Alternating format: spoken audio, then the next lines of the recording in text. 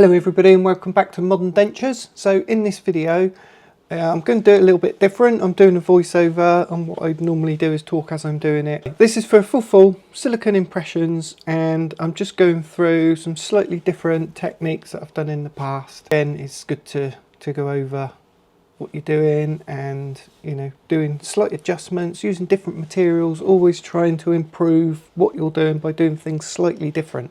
Never change too many things at once, because you will not know what's working and what's not working. So get a routine, stick to it, and then just tweak every time. Try something different, different material, different way of applying the spray, etc. As you can see on here, we've got these trays that have been made. They're very underextended as usual, so that I've got room to build up the border moulding. And I spray the glue over the fitting surface of the tray, but I also turn them over and spray it across the back. And this is just so that when you're adapting the putty to the tray, it's more likely to stick to that back area, and that tends to be the bit that pulls away when you're removing it if you don't wrap the putty around the tray in that area. So as you can see here, I'm putting on the inside of the tray at the back, but around the top edge of the peripheral part of the tray as I'm going around. Then what I do afterwards, I just pinch it all in around the tray, adapting it so that it's nice and snug all the way around and not too big and bulky on those flanges. So when in position, give it a little bit of a wiggle so that we can see that the tray is seating correctly on the arches. If you just put it in and just push it and hold it there, the chances are that the tray will be a little bit twisted, and then you'll get pressure points on it. So you give it a little bit wiggle so you can feel it sort of like sliding into the palette, which is a lot easier to do on the upper than it is on the lower. And then holding the tray, making sure it doesn't move, you can then push the silicone right up into the sulcuses, and then you can pull the cheeks, retract the cheeks around to make sure that it's pushing that silicone back out of the way, so that there's no heavy pressure points on there, and that it's not overextended and pushing all those soft tissues too much out of the way. And then we do the lower, which is exactly the same. Tease it in around the tray. You start with a ball, and then you just gradually tease it into the edges of the tray. And you manipulate it in as I did with the upper one. You see how much I've gone over the back of those trays there. A lot of people do that a little bit too short, and when they do that, as I say, when you take the tray out, it's far more likely that tray's then going to come out of the putty. The reason we use the putty is because when it sets, it does set firmer, it's a lot thicker, and so it does help lock everything into the tray.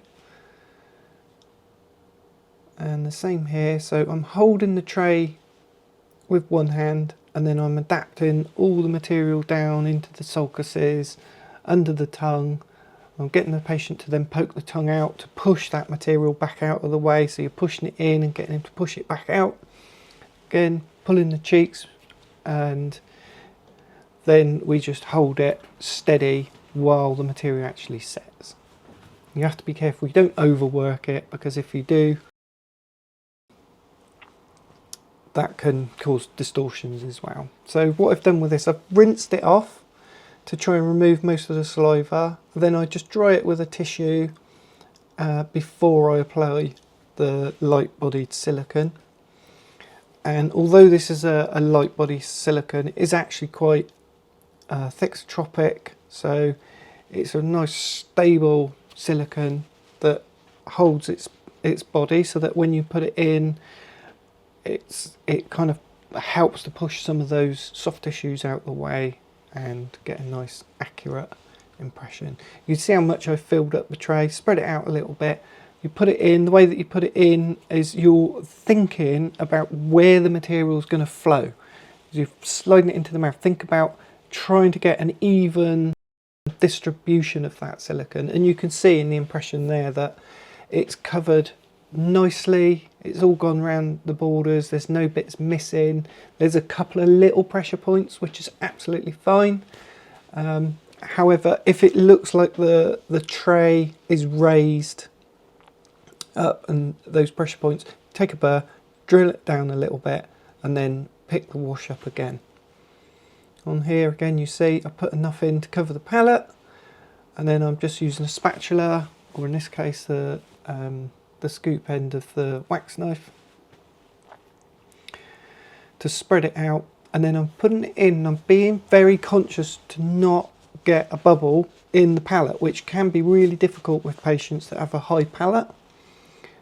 And so the way that you put it in is you kind of put it in at the front first, forward too much, so it's in at the front, and then you push it up into the palate whilst pushing it back into the mouth as well. So you're trying to get all that material to come up over the lip, or over the top of the flange, if you like, of the impression putty to fill out the lip.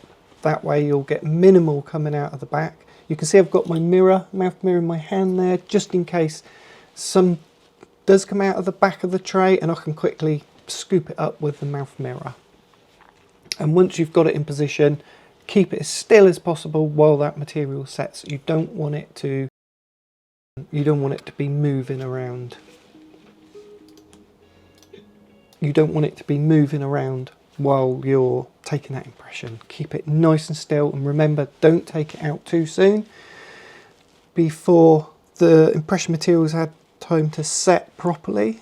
I would say sometimes it's less important for the putty because it's a firmer material, but if you take out the silicone washers too soon, you will get distortion and it's very difficult to see it. Okay guys, thanks for watching. I hope you found that video useful. Be sure to like and subscribe, and you'll be notified of any new videos that we're doing. And if there's anything in particular that you'd like me to cover, please just put a comment in the comment section, or you can private message me. Cheers guys, we'll see you next one. Bye bye.